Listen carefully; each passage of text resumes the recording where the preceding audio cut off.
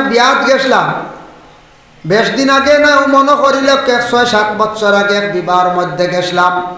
যাওয়ার পরে গেইটো শুনি তারা ফই দরের মানে প্রশ্ন করার হয় আসসালামু আলাইকুম ভাই সাহেব আনে আর থানে নশা আইসন কন্যা নিতা আফনাই নাইসন খেনে আমরা রাখাই দিছি নশা আইসন কন্যা নিতা আমরা আইসন খেনে বুঝেছি ই আমরা লোকে কি আমরারও একজন জানা আসলো একজন মানুষই তার উত্তর জানে হে উঠিয়া সুন্দর করে উত্তর দিছে ওয়ালাইকুম আসসালাম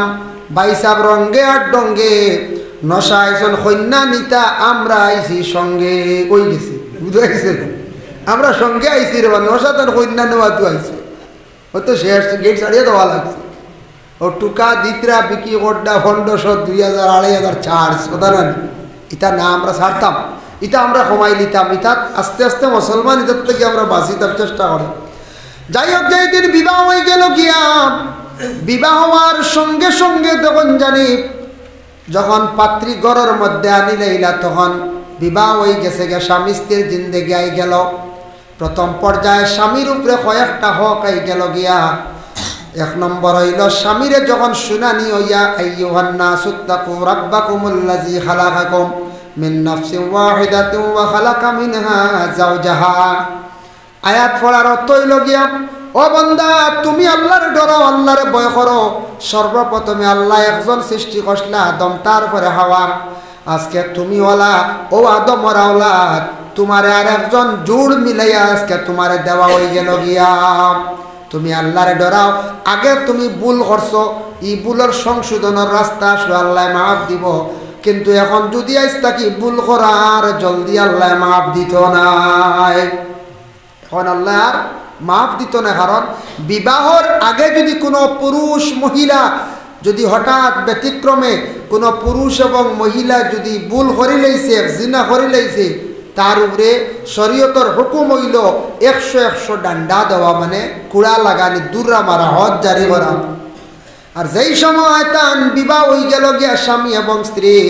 কোনো স্বামী বা স্ত্রী যদি অন্য কোনো পুরুষের সঙ্গে মহিলা যদি গুনার কাজ করিলেন কোনো পুরুষে যদি নিজের স্ত্রী থাকা সত্ত্বেও অন্য কোনো মহিলার সঙ্গে যদি কোনো গুনার কাজ করেন তাদের উপর রজমর হুকুম জারি হয়ে যায় রজম মানে কি আমি আলোচনা যে রাসূলুল্লাহর জামানাত একজন মহিলা ছিল মহিলা একদিন রাসূলুল্লাহর খেদমতে গিয়া কোন ইয়া রাসূলুল্লাহ আমি এক ভুল করে লাইছি গুনার কাজ বলে কি বলে আমি জিনা করে লাইছি আল্লাহর রাসূলে ফরমায় মাগো তুমি যেন গুনাহ করছো জিনা তোমার সাক্ষী কিটা বলে সাক্ষী আমার তো প্রমাণ হইল আমার লগে আছে বলে কিলা বলে আমার পেটের মধ্যে বর্তমানে বাচ্চা আমি যে ভুল করছি এটার প্রমাণ হইল পেটো বাচ্চা রাসূলুল্লাহ যেমনে শুনছেন মুখ ঘুরাই দিছেন মেয়েটা ওদিকে আবার যায় ডান দিকে গিয়া কই ইয়া রাসূলুল্লাহ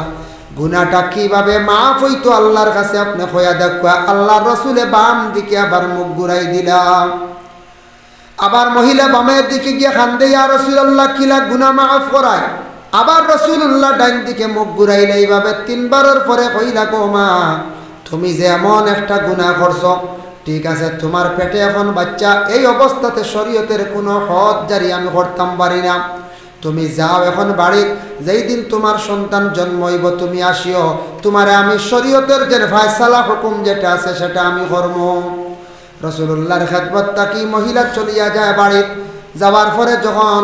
সন্তান জন্ম গ্রহণ করল সন্তান কুলে নিয়ে সেই মেয়েটা আবার রাসূলুল্লাহর খেদমতে আসে আসার পরে আল্লাহর রাসূল ফরমায় মা গো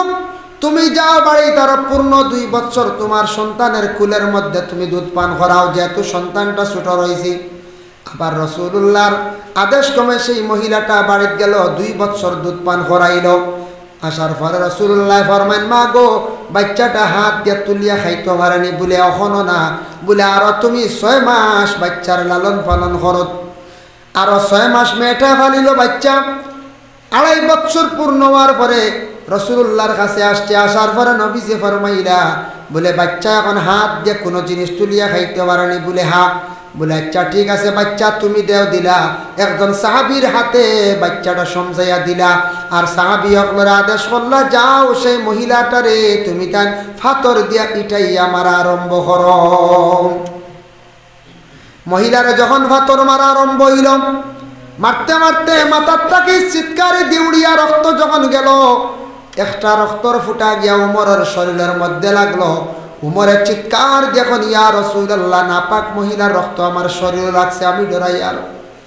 একজন সাহাবী রক্ত দেখে ভয় পাইছেন, ডরাইছেন নাপাক মহিলার। এর জন্য রাসূলুল্লাহ ৭৫ দিয়ে মারিয়া মারার হুকুম জারি করে দিয়েছেন। এর লাগে বিবাহের পরে যে পুরুষে মহিলা ব্যতীত, নিজের স্ত্রী ব্যতীত অন্য মহিলার লাগে গুনাহ করব, এটা তার লাগি শরীয়তের হুকুম হইল রজম ওয়াকে হয়ে যায়। এরারে আর জমিনও রাখতে না, মারিয়া জমিন থাকি ছাড়াইলাই যায়। আমাদের ভারতবর্ষে এই যে কোরআনের বিচার আমরা চালাইতাম পারি না, যার জন্য রজম আমরার দেশ হজ জারি হয় না। আমরার দেশ কুড়া মারা দূরা ওরা, কিন্তু রজম আমরার দেশ হয় না। ইলা আমরা হত্যাকারীর খাতারও আমরাকে হাড় হয়ে যাব, কেউ জুইব না যায়।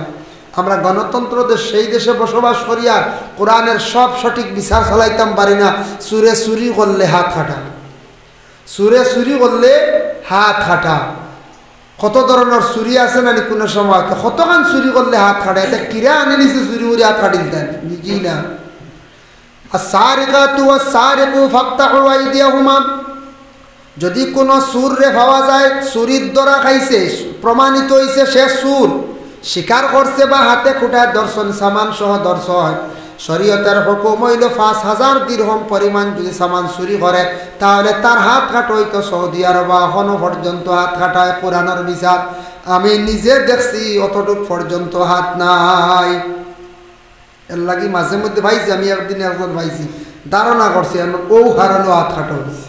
খেয়াল করছেন নিবা? আল্লাহর বান্দাগানের জন্য বিশেষ করিয়া কোন কোন সময় আমাদের দেশের মধ্যে দেখবায় সুপারি চুরি আরম্ভ হয় এই দিনও, ওই নানি কোনো কোনো সময় আপনারও এলাকাতে আছে, হয় না ওর, কিন্তু ওই জিতে পারে। ফুরানা মুরব্বী মানুষ সকলের কত বুদ্ধি। একদিন আমার এক মুরব্বী সাহেব কইলা, কোনোদিন যদি বুঝো যদি সুপারি গাছো কোনো গুটি গেছে গিয়া, তবে তলে যাইও না, মারিলেই বলে খিলা বলে সুপারির ছড়ি তোমার মাথা ছাড়ি দিব, মরি যাইবাই। হাসাও জান ভাই তোর যদি ছাড়ি দি। আমি বললাম তে কিতা করা? ফুরানা মানুষের কত বুদ্ধি উঠিয়া কইলা, তুমি তলে যাইও না, জলদি দৌড়াইয়া খের সাইর গেছা নিও, আর আগুন ধরাই দিও, তল ভস্যই যাইব, সুর জলদি চিনি লাইবাই। বলে খের ছাড়া হইতো না, বলে খের হইলে চাইরো ভাই ভরসা দেখবাই, টস হইলে কোনবা টুকাইদা কোনবা খানো মারবো। হ্যাঁ, খের হইলে চাইরো ভাই ভরসা হইব। কত বুদ্ধি নানি পঞ্চায় পুরানা মানুষের। খের আদি আগুন ধরাইও, ও জলদি চিনি নিবাই, চাইরো ভাই ভরসা হয়ে যাব গিয়ে, কত বুদ্ধি। এর লাগে পুরানা মানুষের দাঁড় লইতা মাঝে মাঝে পুরানা পালা পালা মাত মিলে, বুদ্ধি মিলে।